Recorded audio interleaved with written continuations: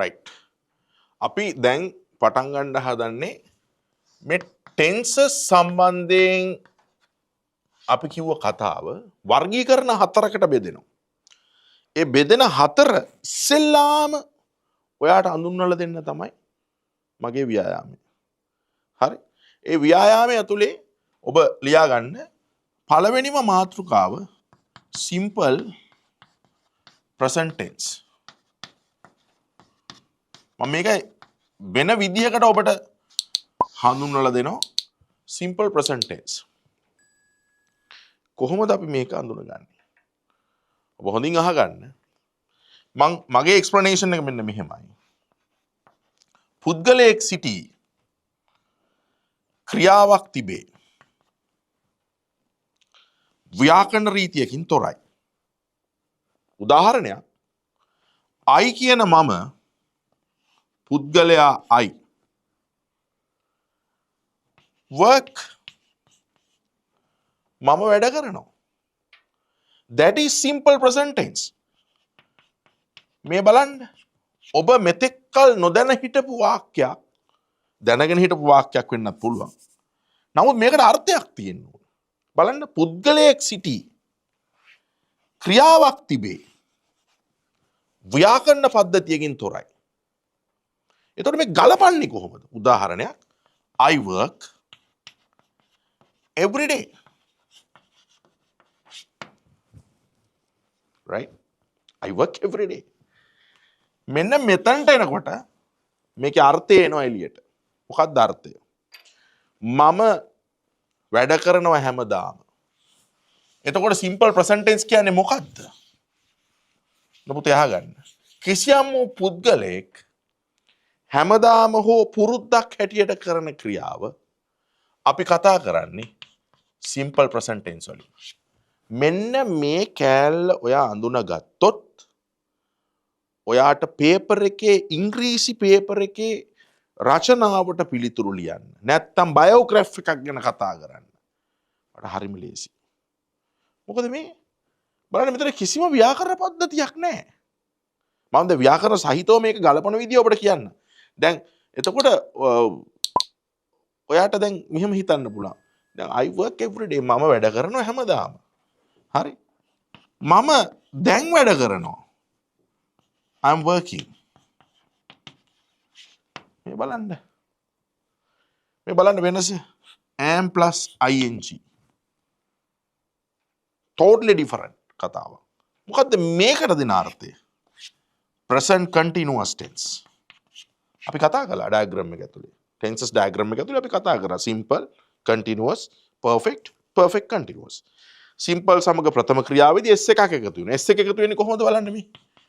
He works ඒක වචන ස්වරූපේ. මේ තමයි s එක. He works. මම එහෙම කතා කරන්නේ පාඩමට ඔබට මේව කොහොම ලස්සනට එක්ස්ප්ලেইন කරන මේක නෙමෙයි අපේ අරමුණ. අපේ අරමුණ ඇත්තටම මේ පේපර් එකට උත්තර ලියන ළමයා කොහොමද විෂයානුබද්ධ වෙන්නේ කියන එක. මොකද මේක ස්පෝකන් පන්තියකට උගන්වන කතාව. මේක වැඩි හිටි ලංකාවේ ඕනෑම කෙනෙක් ඉංග්‍රීසි ඉගෙන ගන්නවා නම් මෙන්න මේක තමයි කතාව. නමුත් ඔබ මූලධර්මයේ ඉගෙන ගත යුතුයි උත්තර ලියන්න. මේ මූලධර්මයේ නැතුව කිසිසේත්ම ඔබට උත්තර ලියන්න බෑ පේපර් එකට. දැන් මම පටලන්නේ නැතුව කතාව පටන් ගන්නම්. හරි? දැන් මේක පැටලෙනව නැත්තම් ඔබට. සරල වර්තමාන කාලය නැත්තම් simple present tense. simple present tense වලට එනකොට ඔන්න මුලින්ම අඳුන ගන්න පුතේ ඔබ භාෂාව අඳුන ගන්න ඕන. භාෂාව අඳුන ගන්න නැතුව ඔබට කතා කරන්න බෑ. අපි මෙහෙම කියමු. ඔයා වැඩ කරනවද හැමදාම? ඔන්න බලන්න. ඔයා වැඩ කරනවද හැමදාම? Do you work every day? ඔබ ඕනෑයි ලියා ගන්න මේකේ මූලධර්මය වැදගත්. හරි? Do you work every day? මූලධර්මය do you. මොකද්ද do කියන්නේ? ඒ ගැන හිතන්න එපා. ඒ ගැන හිතුවොත් ඔබට මේක ඉගෙන ගන්න හම්බෙන්නේ. හරි? Do you work every day? ඔයා වැඩ කරනවද හැමදාම? පළවෙනිම කෑල්ල. එතකොට උත්තර දෙනවා මේ you එක I කරනවා මේ. මම වැඩ කරනවා හැමදාම. I work every day. දැන් මේ බලන්න. ආදරණීය දුවේ පුතේ මේ බලන්න. මේකේ හැලිලා තියෙනවනේ කෑල්ල. හැලිලා. මොකක්ද හැලිලා තියෙන්නේ? do එක හැලිලා. හරි. ඔබට මම මේ හරි සරල තැනින් පටන් ගත්තේ. හරි. මේ මූලධර්ම අතිශය වැදගත්. do you work every day? yes I work every day. නෑම වැඩ කරන්නේ හැමදාම. ඔන්න I නැවත දාලා මෙයාට not එකක් දානවා. I do not නැහැ කියන එක ඒක කෙටි කරනවා අපි එහෙම don't කියලා. I don't work every day. I do not work every day. මොන තරම් සරලද බලන්න. දැන් ඔබට සාම්ප්‍රදායික දේශකවරයා පාසලේ උගන්වපු කතාවයි මම උගන්වන කතාවයි අහසට පොළොව වගේ කතාවක් තියෙනවා. ඒකට හේතුවක් තියෙනවා. මම අවුරුදු 27ක් ලංකාවේ කරපු එක්ස්පෙරිමන්ට් සහ අපි කරපු ප්‍රොජෙක්ට්ස් එක්ක අපිට තියෙන අත්දැකීමයි සාම්ප්‍රදායික දේශකවරයා අතර තියෙන අත්දැකීම අතර වෙනසක් තියෙනවා. ඒ වෙනස නිසා තමයි අපි කෙටි ක්‍රම කෙටි භාවිතයන් එක්ක ඔබේ දැනුම ආලින්දය ඇතුළට ඇවිල්ලා ඔබේ මනසට කවන්න අපි දන්නවා. ඒකට ප්‍රතිභාවක් තියෙන්න ඕනේ. ප්‍රතිභාව තියෙන්නේ ලංකාවේ ටියුෂන් ගුරුවරු අතර විතරයි. ඒ ටියුෂන් ගුරුවරු අතර තියෙන ප්‍රතිභාවට ඉතින් සමහරක් අය ඉතින් විරුද්ධයි. ඒක කරන්න දෙයක් නැහැ. අපි පුතේ ඔයගොල්ලන්ට තමයි වැඩේ සිම්පල් ප්‍රසන්ට් ටෙන්ස් හොන්නම නැවත වතාවක් කියනවා. ප්‍රශ්නාර්ථය do you work every day? වැඩ කරනවද? හැමදාම. yes I work every day. ඔන්න උත්තරේ. මම yes කැල්ලකුත් ඔන්න දැම්ම ඉස්සරහට. no I don't work every day. දැන් මේ කතාවක් නේ කිව්වේ.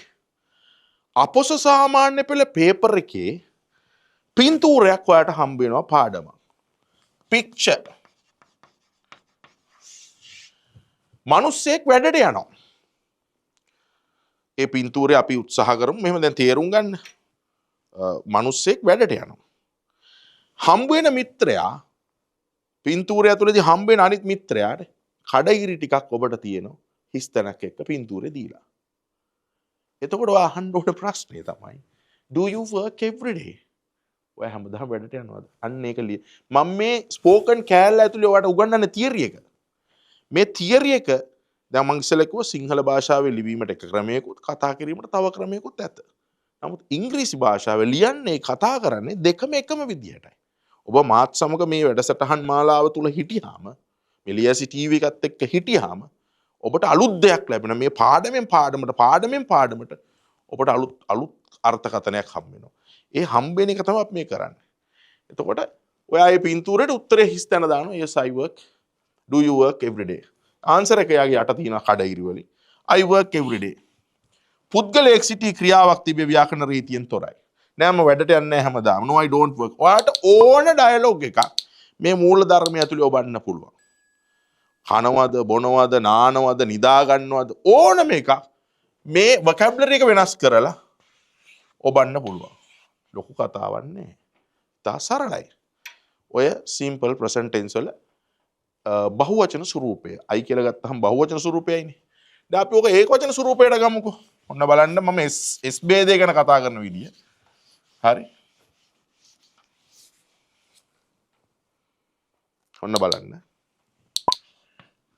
Does she හරි does she teach අනේ everyday කැල්ල ඕනේ everyday කැල්ල පෙත්තර දාමු ඔන්න බලන්න හරි අපේ කාර්ය මණ්ඩලයක් දුවගෙන ඇවිල්ලා බලාගෙන ඉන්නවා ඒක ඔයා ඊට වඩා හොඳින් බලන්න ඕනේ හරි does she teach ඔය දෙන්නත් බලාගන්න හරි දැන් මේ බලන්න ජීවිතේ අහපු නැති කතාවක් මේ කියන්නේ දැන් කවුරුත් හිතුවද පළවෙනි පාඩමේ තිබිච්ච do ඔන්න පළවෙනි කෑල්ලේ තිබුණා do හරි මේ අමුතුවෙන් ඇවිල්ලා තියෙන es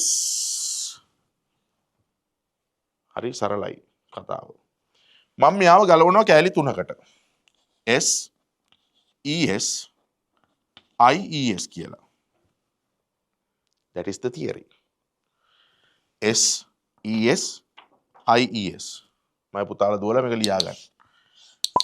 මේ IES වලට එනකොට ඊට පෙර තියෙන y අක්ෂරයක් කැපිලා තමයි IES එකතු වෙන්නේ. ඒක එන විදිය කියන්නේ. දැන් does she teach? ඇය උගන්වනවද? මොකක්ද ඒතර අර්ථය? හැමදාම හෝ පුරුද්දක් වශයෙන්. ඔන්න බලන්න. she ගන්නවා මම මෙතනට. teach ගන්නවා මෙහෙමම. yes she teach. මෙයාගේ s එක ගලවලා ගෙනහිල්ලා තියෙනවා වාක්‍යයකට. she teach. මෙතන es එකම ගලවලා ගෙනහිල්ලා තියෙනවා. වාක්‍යයකට she teaches. දැක්කද වෙනස? මේ පේපර් එකේ ලකුණු 5ක් තීරණය කරන 5 marks තීරණය කරන කතාවක්. මේක තීරණය කරනවා. මොකද මේ වාක්‍ය ලියලා මේ S එක නොදැම්මොත් ES එක නොදැම්මොත් හරි ලකුණු හම්බෙන්නේ නැහැ. එතකොට නැහැ ඒ උගන්නන්නේ නැහැ. she does එක එහෙම්මමයි. එයාට නැහැයි කියන කතාවර not එකතු කරනවා. does not අපි කෙටි කරනවා doesn't කියලා. she doesn't කියනකොට නැවතත් ප්‍රථම ක්‍රියාව. she doesn't teach. මේ ES එක ගැලවෙනවා. ගැලවිලා මෙතනින් එනවා මෙයා ගාවට. බලන්න. ඕක තමයි simple present tense වල ඒක වචනේ සහ බහු වචන අතර වෙනස. මීට වඩා වෙන උගන්වන්න කතාවක් මේක ඇතුලේ නැහැ. හරි? මම ඔය simple present tense සරල වර්තමාන කාලය ගැන අපි මේ කතා කළේ. එතකොට ඔබ මේ පාඩම් දෙක මේ අපි උගන්වන තියරි. හරි? grammar theory එක.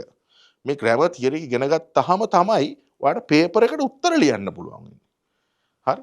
අපි යමු දැන් මේකේ දීලන් කතාවට. දැන් මේ S එකත් ඔබ පැත්තකින් ඕන්න ලියා ගන්න.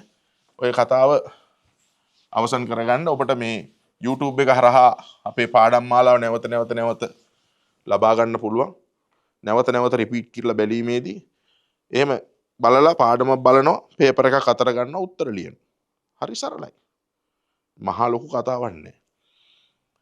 හැමෝම ආස කරන පාඩමක් simple past tense. ඔන්න බලන්න මේකේ ටෙක්නික් එක. මම පාඩම් 1 ඉගෙනුවා simple present tense. දැන් මේ පාඩම් 2 lesson 2 simple past tense. අපි භාෂාවේ අතීත කාලය ගත්තාම මම මේක විස්තර කරන්න ඕන.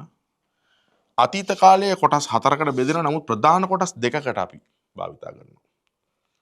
එකක් ස්ථීරවම අවසන් කළ අතීතය. හරි? අනිත් එක සමීප අතීතයේ සිට වර්තමානයේ තෙක් පවතින ක්‍රියාව. කොටස් 2යි. එතකොට අපි ස්ථීරම අවසන් කරපු අතීතය simple past tense හැටියටත් සමීප අතීතයේ සිට වර්තමානයේ තෙක් විහිදෙමින් පවතින ක්‍රියාව past continuous හැටියටත් වර්ගීකරණය කරනවා. ප්‍රශ්න දෙකක්. හරි. දැන් අපි දැන් මේක බලමු කොහොමද කරන්න කියලා. මොකද්ද මේ ස්ථීරම අවසන් කරපු අතීතය?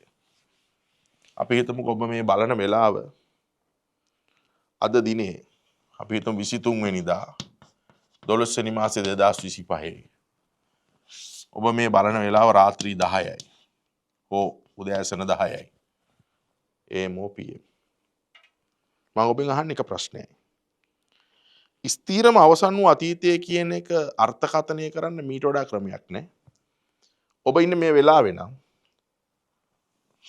10:01ට නැවත කිසි දවසක මේ ටයිම් ෆ්‍රේම් එකට වටෙන්න බෑ. කිසිම දවසක එන්න බෑ. ජීවිත සංසාරේ කවදාවත් 23 වෙනිදා 12 වෙනි මාසේ 25 වෙනි අවුරුද්දේ උදේ 10 නැවත වාට සංසාරේ කවදාවත් හම්බෙන්නේ නැහැ. පැහැදිලිද? ඒකට තමයි ස්ථීරව අවසන් වූ අතීතය කියලා කියන්නේ. අපි මේ අතීතයට අර්ථයක් දෙනවා. භාෂාව ඇතුලේ අපි අතීතයට අර්ථයක් දෙනවා. අර්ථය කොහොමද දෙන්නේ? මෙන්න මෙහෙමයි. අපි මෙන්න මෙහෙම ගමු. did ඒකේ මූලධර්ම වචනය did you go home? underline did you. ඒක තමයි කතාව. මොකද්ද මේ කතාව? ඔයා ගියාද ගෙදර? did you go home? ඔයා ගියාද ගෙදර? ගියාද කියන කතාව did වලින් එදෙනවා. did you go home? හරි. දැන් මෙන්න මේකේ තියරි එකක් තියෙනවා. මේ තියරි එක තමයි මගේ දුවා පුතාලා ඔළුවට දාගන්න ඕන. did යොදලා අහන සෑම ප්‍රශ්නයකම ඉන්පසු තියෙන ක්‍රියාව සෑම විටම අතීත කාල වේ. කොහොමද තියරි එක? හරි. ඔය තියරි එක දාගන්න නැතුව ඇතුළට අපිට මේ වාක්‍ය කොහොම දැක්කත් උත්තර ලියන්න බෑ. Did you go home? Yes. ඔයා ගියාද ගෙදර? Right. දැන් මේ අර මං කිව්ව පික්චර් ඩයග්‍රෑම් එක ඇතුළටම අපි යමතයිමුකෝ සිම්පල් ප්‍රසන්ට් ටෙන්ස් වල කිව්ව උදාහරණේ. ඔයාගේ පේපර් එකේ අවස්ථා සම්බන්ධයක් එනවා සරල අතීත කාලය සම්බන්ධයෙන් කතා කරන්න. මේක කතා කරන්න එනකොට මේක පරිබාහිර පාඩමක් තියෙනවා තව වෙන කතාවක්. මම මේක චුට්ටක් පැහැදිලි කරලා ඉන්නම් මෙතන. ඒකට කියනවා අපි the verb list කියලා. ඔබ හැම කෙනාම දන්නවා මේක. වර්තමානය අතීතය සහ අතීත කෘදන්තය past participle තියෙන ඩයග්‍රෑම් එකක් ඉස්කෝලේ අච්චු පොතේ තියෙනවා. හරි. මේ අච්චු පොත එක ගැන කතා කරනකොට මට චූටි කතාවක් තියෙනවා කියන්න. අපොස සාමාන්‍ය පෙළ පේපර් එක හැදෙන්නේ ප්‍රධාන මූලධර්ම 47කින්. මේ 47 නිර්මාණය වෙන්නේ grade 9, 10 and O level කියන පොත් තුනේ. ඒ 47 ඒක ඇතුලේ තියෙනවා. අවාසනාවකට ලංකාවේ දරුවන්ට මේ 47 අඳුන ගන්න හම්බෙන්නේ. මම දැනුවත්ව ලංකාවේ කිසිම මම එක සැරයක් ශ්‍රී ලංකා අධ්‍යාපන අමාත්‍යාංශයේ පත්‍රයක ලේකම්වරියක් සමග මේ ගැන සාකච්ඡා කරා. රිසර්ච් එකක් කරාම මේ 47න් පාඩම් 22කට වඩා මේ අවුරුදු තුනේ උගන්වන්නේ නැහැ. එතකොට ප්‍රතිඵලය මෙහෙමයි. ඒකට යන්න ඉන්න එක B එකේ නතර වෙනවා. B එකට යන්න ඉන්න කෙනා C එකේ නතර වෙනවා. C එකට යන්න ඉන්න කෙනා S එකේ නතර වෙනවා. S එකට යන්න ඉන්න එක ගෙදර යනවා. හරි? W එකක් අරගෙන. ඒකයි ප්‍රතිඵලය. ඉතින් අපි ඒක නොවෙන්න තමයි අපි කතා කරන්නේ. ඉතින් හරි මේ පාඩමට එන්න කලින් දැන් ඔන්න මම කුංචි කතාව. දැන් මේ verb list කියන එක ඉස්කෝලේ අච්චු පොතේ තියෙනවා. අච්චු පොත තියෙන කට්ටිය ළඟට අරගෙන බලන්න. මොකද්ද මේ verb list කියලා කියන්නේ? අපි ඒ ගැන පස්සේ කතා කරමු. හරි?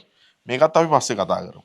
ඒ කියන්නේ අපි දැන් මේ කින් එක යනකොට සමහර පාඩම් ගැන කතා කරන්න වෙනවා. හරි. දැන් අපි දන්නවා did යොදා ප්‍රශ්නයක් ඇහුවාම ඊට පස්සේ තියෙන ක්‍රියාව පිළිතුරේදී අතීත කාල වෙන්න ඕනේ. ඒක තමයි theory එක. That is the theory. මොකද්ද අතීත කාල වෙන්නේ? මේ go කියන එකේ අතීත කාලය event.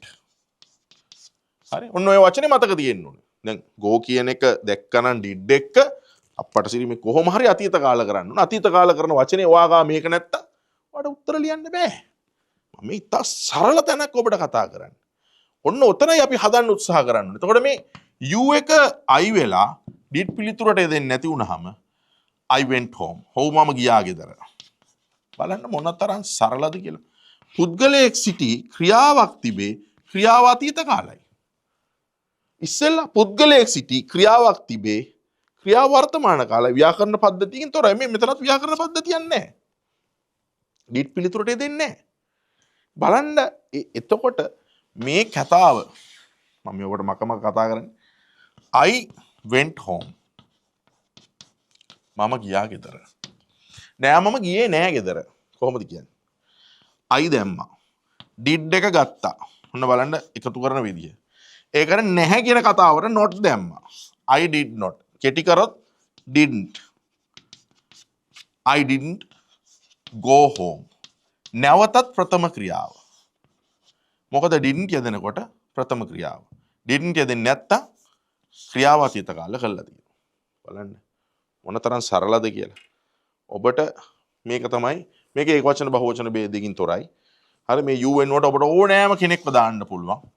අපි දන්නවා සබ්ජෙක්ට් එක කියලා ගණනය කරොත් I you we they he she it any name මේ ඕනෑම එකක් මේ සෙටප් එකම මෙතනට දාන්න පුළුවන්. දාලා වාක්‍යයක් නිර්මාණය කරන්න පුළුවන්.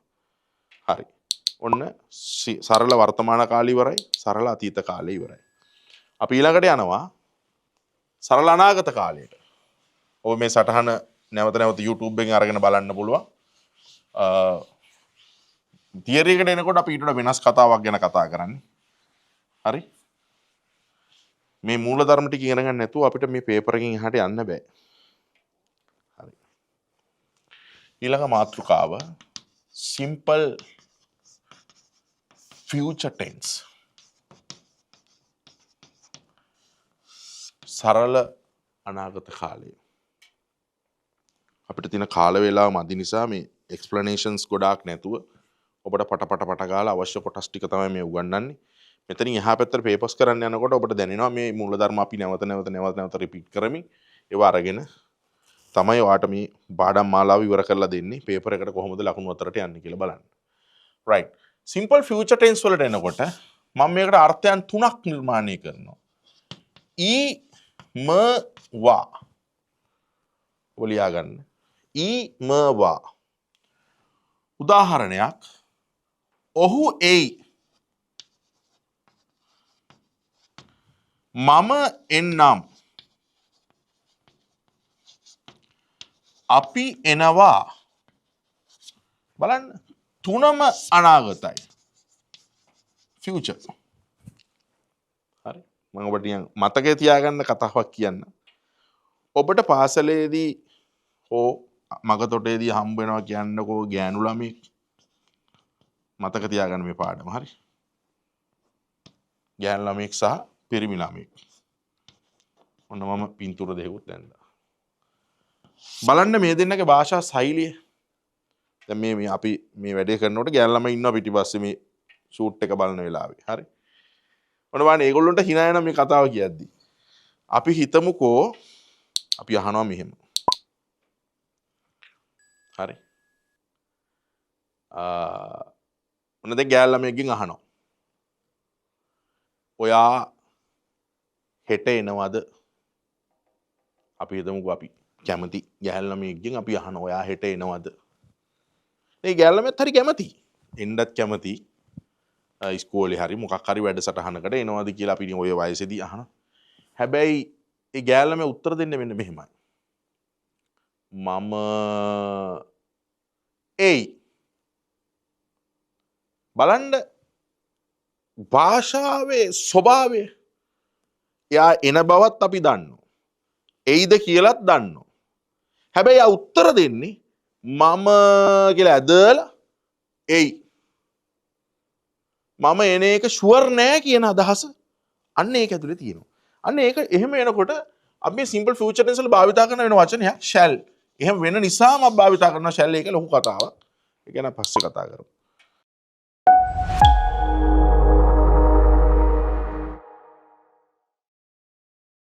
හරි අපි හිටියේ ඊමවා කතාවේ will you come tomorrow ඔයා එයිද හෙට මේ බලන්න එයිද හෙට